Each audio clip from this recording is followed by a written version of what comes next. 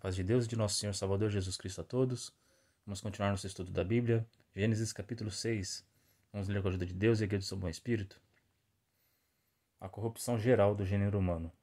E aconteceu que, como os homens se começaram a multiplicar sobre a face da terra, eles nasceram filhas. Viram os filhos de Deus que as filhas dos homens eram formosas, e tomaram para si mulheres de todas as que escolheram. Então disse o Senhor: não contenderá o meu espírito para sempre com o homem, porque ele também é carne, porém os seus dias serão 120 anos.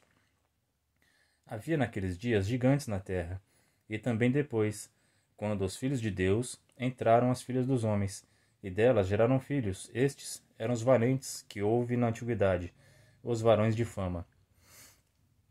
Aqui nós vimos que os filhos de Deus entraram as mulheres humanas, as desejaram e as possuíram, e tiveram filhos com elas, e desses filhos geraram gigantes. Então, essa corrupção do gênero humano não é uma corrupção apenas moral, mas também genética. Muitos estudiosos e teólogos afirmam que esses filhos de Deus são a descendência de Sete, que tiveram filhos com a descendência de Caim. Mas isso não faz sentido, porque humano com humano não dá gigante, não é verdade? Então, houve alguma coisa diferente aqui. E outra, essa corrupção foi tão grande que Deus se arrependeu de ter feito o homem. A gente leu no Gênesis capítulo 1 e 2, a formação do homem, que Deus, tudo que ele fez, viu ele que era bom. Como pode Deus ver que era bom e depois se arrepender? Ele se arrependeu porque estragaram a criação dele. Estragaram o projeto que Deus fez. Deus fez o homem e Deus fez a mulher. Só que aqui nasceu uma nova raça, os Nefilins, que são os gigantes. Deus se arrependeu disso, porque a criação que Deus tinha feito não era mais a mesma. Houve uma corrupção aqui, genética, certo? Não só genética, mas também esses filhos de Deus que vieram aqui na Terra ensinaram também todas as iniquidades. Ensinaram astrologia, magia negra, guerra, tudo que não agrada a Deus, eles vieram aqui e bagunçaram tudo. Mas como pode? Se são filhos de Deus, são anjos? Se nosso Senhor Jesus Cristo falou que quando a gente for ao céu, seremos iguais aos anjos, que não se dão em casamento. Sim, os anjos que estão no céu não se dão em casamento. Nós também, quando a gente for para o céu, a gente não vai se dar em casamento. Porque lá no céu não precisa de procriação. Lá no céu é eternidade, não precisa multiplicar a terra. Essa função é enquanto estamos aqui na terra. Esses anjos que se rebelaram e vieram aqui e entraram nas filhas dos homens, eles caíram da posição de anjos deles. Então eles não serviam mais a Deus. Eles eram contrários a Deus. Então eles entraram as mulheres sim e tiveram filhos. A palavra não é mentirosa. Aqui no Gênesis 6 está escrito que eles a desejaram, vieram aqui e tiveram filhos com elas. Então essa corrupção foi tão grande que Deus precisou mandar um dilúvio para limpar a terra.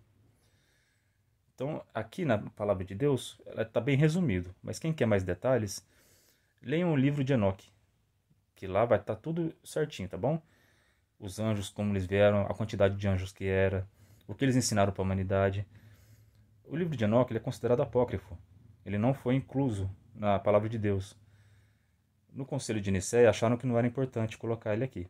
Só que ele é extremamente importante. Porque você, conhecendo o livro de Enoque, esse Gênesis 6 faz todo sentido. Ele vai explicar também porque na época de Davi tinha o gigante Golias, porque ainda existiam gigantes. Aqui está escrito na palavra que existiam gigantes na época, aqui do Gênesis 6, e também depois. E isso é verdade. A gente vai continuar lendo a Bíblia e a gente vai ver que gigantes continuaram existindo. Eles foram extintos só quando o Josué e o Caleb foram dominar as terras dos cananeus. Eles exterminaram a raça dos gigantes. Certo? Mas até naquela época ainda tinha gigantes. Ah, mas como? Os arqueólogos dizem que não existe gigantes. Sim, se você for estudar arqueologia moderna, eles vão falar que não existiram gigantes, que não tem as ossadas, que não tem comprovação.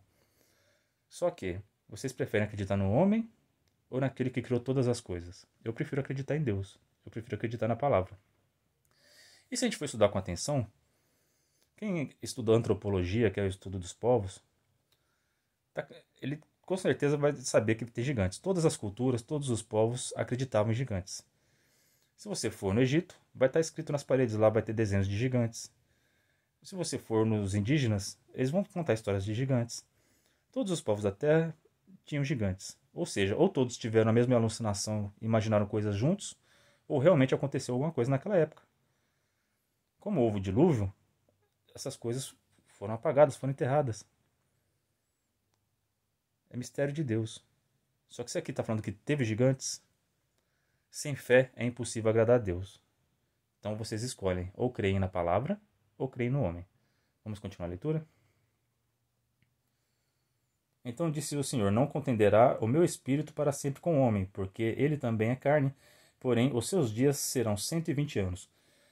Até então, na época de Adão e Eva, até Matusalém, seus descendentes viviam até 900 anos.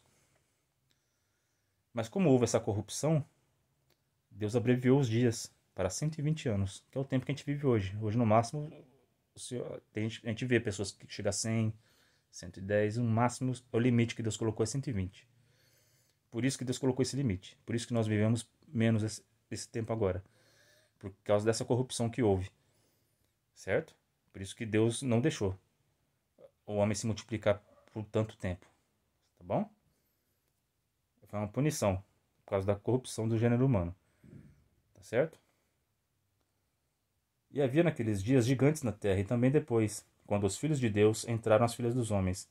E delas geraram filhos. Estes eram os valentes, que houve na antiguidade, os varões de fama. Então, dessa descendência deles, os gigantes, não eram só gigantes apenas de tamanho, mas também intelecto. Então, eles faziam grandes feitos e se tornaram homens de fama. Em todos os povos vocês vão ver no Egito, geralmente esses gigantes eram os faraós. Eles dominavam os humanos normais. Certo? Então eles foram homens de fama. Se você for estudar na Babilônia, lá na Mesopotâmia, vai ter o Gilgamesh. Era um gigante que dominava naquela época. Na época do Egito eram os faraós. Nos indígenas eram outros nomes. Mas em todas as culturas existiam gigantes e eles eram dominadores. E essa raça não agradou a Deus. Por isso que Deus mandou o dilúvio, tá bom?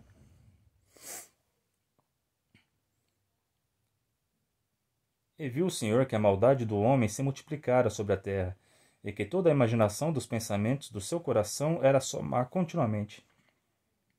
Então arrependeu-se o Senhor de haver feito o homem sobre a terra, e pesou-lhe em seu coração. E disse o Senhor: destruirei de sobre a face da terra o homem que criei, desde o homem até o animal, até o réptil, e até a ave dos céus, porque me arrependo de os haver feito. A abominação que eles fizeram aqui na terra foi tão grande que Deus decidiu destruir tudo, até as aves, os répteis. Então a contaminação não ficou só entre os seres humanos, mas também nos animais. Eles trabalharam muito com a genética. Mudaram tudo a criação de Deus. Por isso que de vez em quando a gente descobre uns animais estranhos, a gente vê ossada de dinossauro. Animais que não agradavam a Deus. Deus decidiu destruir. Aqueles animais que Deus fez, ele preservou na arca. Mas aqueles que Deus não fez, que foram alterados por esses anjos, eles morreram no dilúvio, certo? Essa é a verdadeira história. Quem não acredita, é bom pesquisar. Essa é a história que não te contaram na escola, tá bom?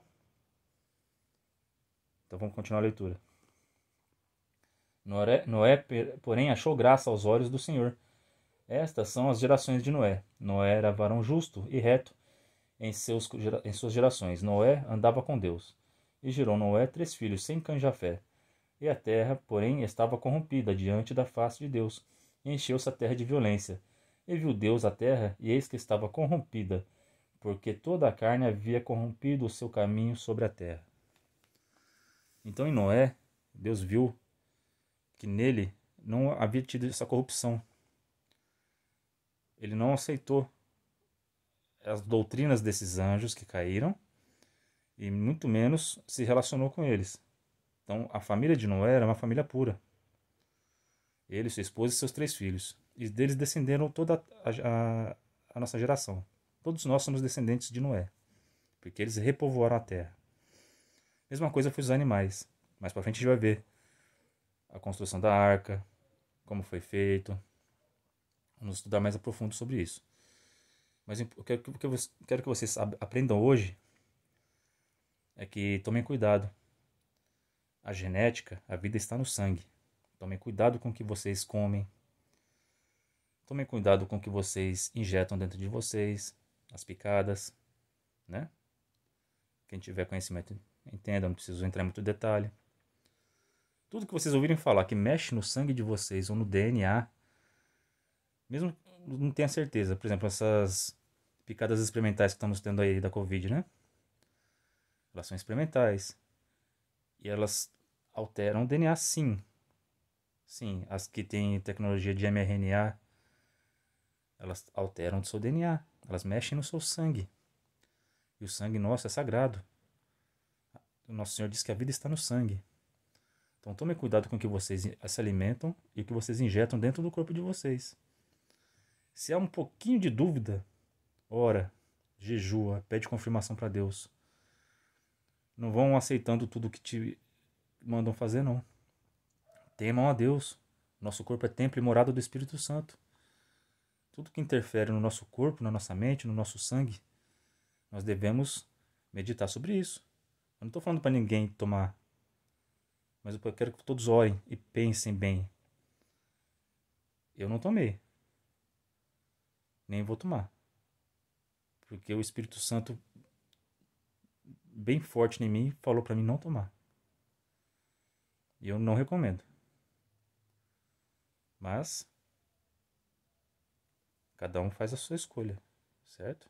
Enquanto ainda temos liberdade para isso, tá bom? Então orem, jejuem.